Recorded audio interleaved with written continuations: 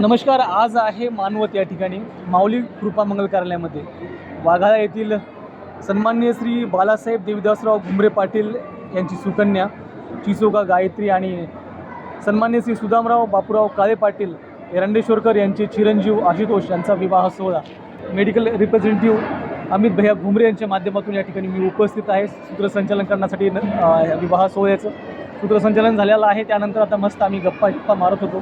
सूत्रसंचालनाचा जे भाग असतो की नंतर कसं वाटलं काय वाटलं तर तो भाग नक्कीच आज मला सर्वांकडून आमच्याकडून माहिती करून घ्यायचं. सर कसं वाटलं आजचं?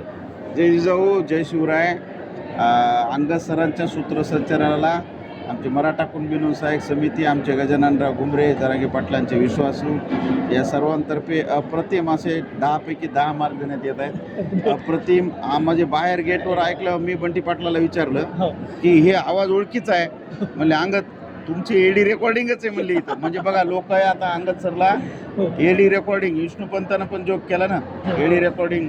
मग सगळ्याला कळालं अंगद सरचा आवाज ऐकून की ही एडी रेकॉर्डिंग आहे. आणि विशेष करून सुरुवातीचे 5-10 वर्षापूर्वीचा अंगद गरुड आणि आजचा अंगद गरुड, बोलण्याची शैली, शब्दांचा उच्चार, संवाद फेक याच्यामध्ये अप्रतिम कामगिरी आणि खूप सुधारणा झालेली आहे. धन्यवाद.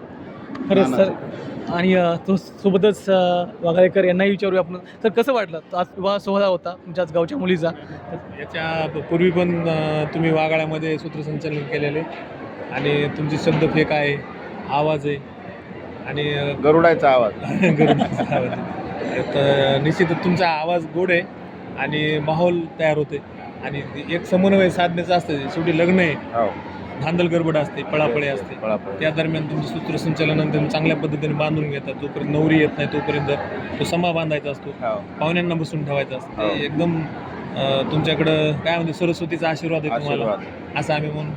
आणि नियमितपणे असं श्रवण तुमचं सूत्रसंचालन आमच्या कानात येत राहावं अशी भेटीची एक दिवस असा व्हावा यावा की तुमची एक मेन ब्रँच असावी आणि तुमच्या सब ब्रँच महाराष्ट्रामध्ये सगळीकडे असावी. धन्यवाद.